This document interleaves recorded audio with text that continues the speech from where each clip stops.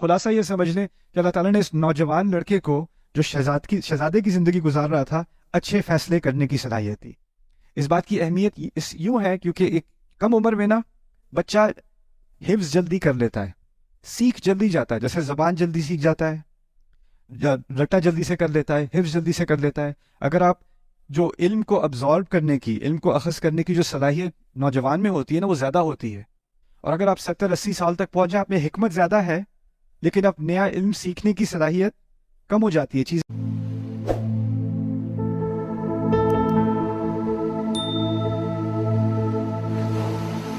عنایت کا تعلق موسیٰ علیہ السلام کے قصے سے ہے۔ سورۃ القصص میں موسیٰ علیہ السلام کا قصہ ایک منفرد طریقے سے بیان کیا گیا ہے۔ ان کی حیات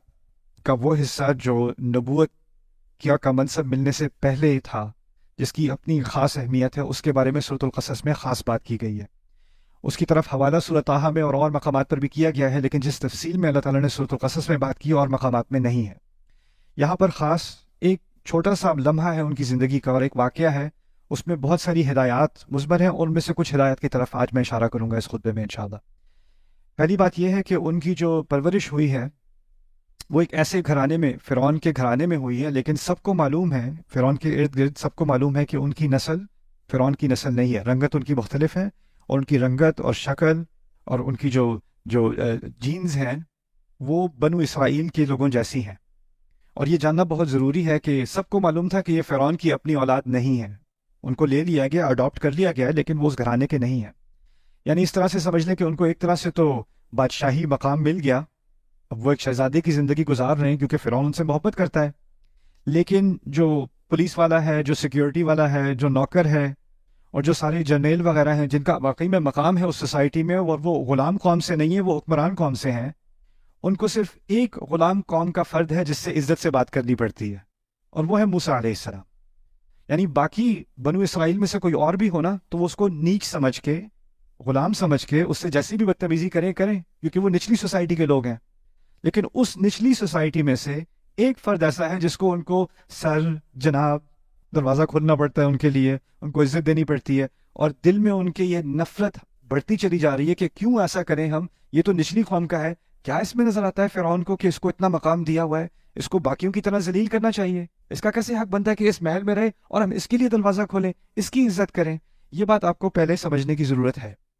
دوسری بات کہ اللہ تعالیٰ نے اپنی تدبیر کے تحت موسیٰ علیہ السلام کو اپنی جو حقیقی ان کی ماں ہیں ان سے دوبارہ ملا دیا تھا،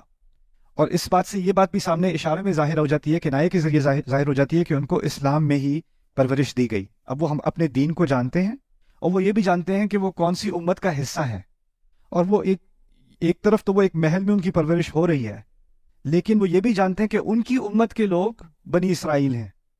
اور وہ سب غلام ہیں اور ان پر روزانہ ظلم ہوتے ہیں، ان کو مارا پیٹا جاتا ہے، ان سے زیادہ کام لیا جاتا ہے، ان کو اس کی اجرت نہیں دی جاتی، ان میں سے لاکھوں کی تعداد میں قتل بھی کر دیے جاتے ہیں۔ اگر فرعون کو لگے کہ بہت زیادہ لڑکے پیدا ہو رہے ہیں، کہیں وہاں بغاوت نہ ہو جائے تو لڑکوں کی تعداد کو کم کر دو، تو کچھ سال بعد لڑکوں کو ذبح کر دیا جاتا ہے،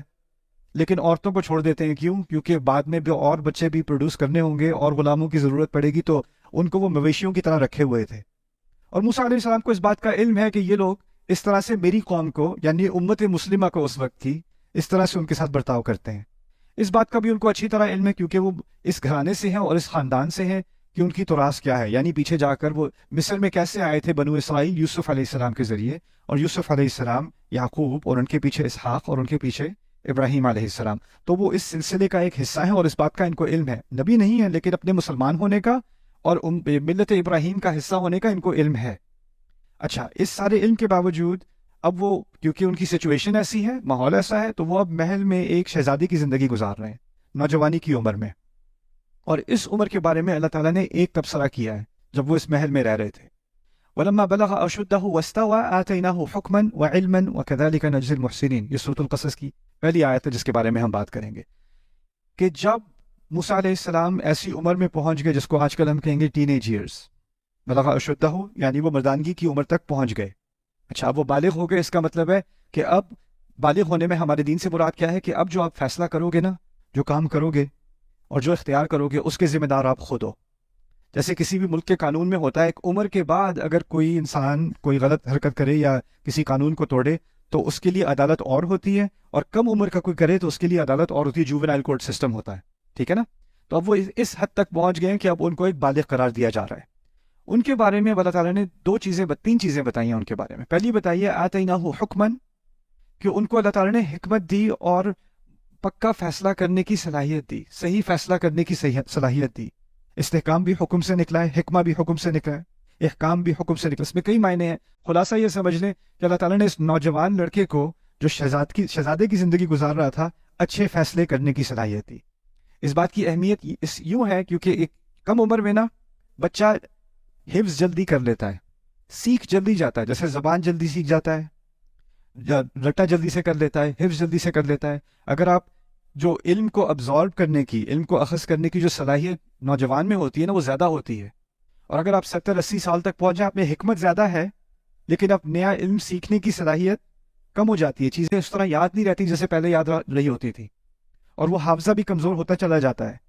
تو کم عمری میں اصل میں دور ہوتا ہے علم کا، اور بڑی عمر میں جا کے دور آتا ہے حکمت کا۔ نوجوان کے پاس علم تو بہت سارا آ جائے، حکمت تجربے کے بعد آتا ہے۔ اس لیے نوجوان علم ہونے کے باوجود بے وقوف فیصلے بھی کرتا ہے۔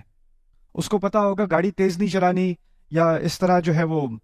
بالکل کیئرلیس ہو کے اسپیڈنگ نہیں کرنی، یہ نہیں کرنی، لیکن مزہ آ رہا ہے تو وہ کرے گا۔ اس کو پتا ہے خطرناک ہے، علم تو ہے اس کے پاس کہ یہ خطرناک ہے، کرے گا پھر بھی۔ اس کو پتا ہے میڈیکل اسٹوڈنٹ ہوگا، میڈیکل اسٹوڈنٹ ہے تو اس کو پتا ہے کہ آپ کی لنگس کے ساتھ کیا ہوتا ہے، آپ اسموکنگ کرتے ہو تو، سگریٹ پیتے ہو تو آپ کے ساتھ اندر جسم کے ساتھ کیا نقصان ہو رہا ہے۔ اس کو عام لوگوں سے زیادہ پتا ہے کیونکہ وہ میڈیکل اسکول میں جا رہا ہے، لیکن پھر بھی کلاس میں سٹریس بہت ہوگی ہے، باہر کھڑا اسموکنگ کر رہا ہے۔ کیوں؟ علم تو ہے، حکمت نہیں ہے۔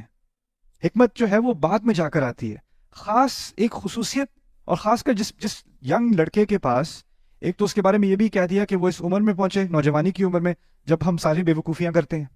اس کے بعد کہا وستوا، وستوا سے مراد ہے کہ وہ جسم کے بڑے تگڑے تھے، قوی تھے، تو اب وہ جسمانی ان کے پاس بھی قوت ہے، عمر بھی نوجوان ہے، زندگی بھی شہزادے والی ہے، جو چاہیں کریں، جتنا پیسہ ہے، کوئی چیز حرام نہیں ہے، کوئی ان کو کچھ روک نہیں سکتا، ہر طرف سے ان کے لیے دروازے کھلے ہوئے ہیں، جو کرنا چاہے کرے۔ اب آپ اندازہ کرو کسی سوسائٹی میں کوئی ینگ لڑکا ہو، اس کے پاس ملینز ہوں، اربوں روپے ہوں اس کے پاس،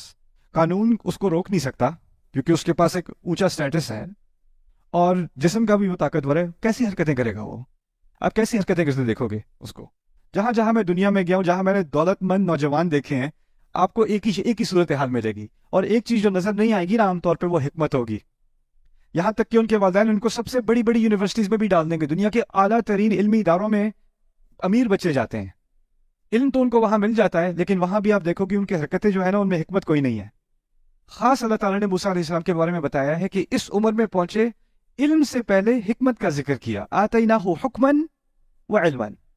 یہ نہیں کہا آتیناہ علما و حکمن۔ عام انسان کے لیے علم پہلے آتا ہے، آگے کہیں جا کے حکمت آتی ہے۔ اور جب دولت اور قوت اور موقع اور اقتدار، یہ ساری چیزیں اکٹھی ہو جائیں، وہ بھی نوجوان عمر میں، تو حکمت کا دروازہ بند ہو جاتا ہے۔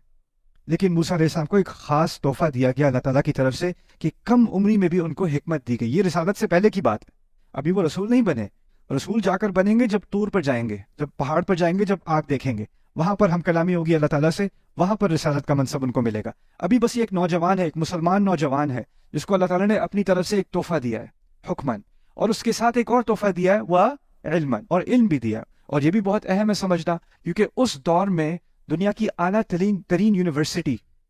دنیا کی اعلیٰ ترین سوسائٹی، جس میں دنیا جہاں سے لوگ اپنے شہزادے، اپنے امیر، اپنے بچوں کو اعلیٰ تعلیم حاصل کرنے کے لیے بھیجتے تھے، وہ مصر تھا۔ مصر تمدن کا سب سے اعلیٰ مقام تھا دنیا میں، اسی لیے فرعون اس کے بارے میں کہا کرتا تھا وَيَذْهَبَ بِطَرِيقَتِكُمُ الْمُثْلَىٰ۔ تو وہ موسیٰ بعد میں جب رسالت کی بات آئی تھی تو فرعون نے کہا تھا کہ مجھے تو ڈر ہے کہ یہ تمہاری یہ ساری سوسائٹی جس کی باقی سب مثالیں دیتے ہیں، اس کو غائب کر دے گا، اس کی بات مت سنو۔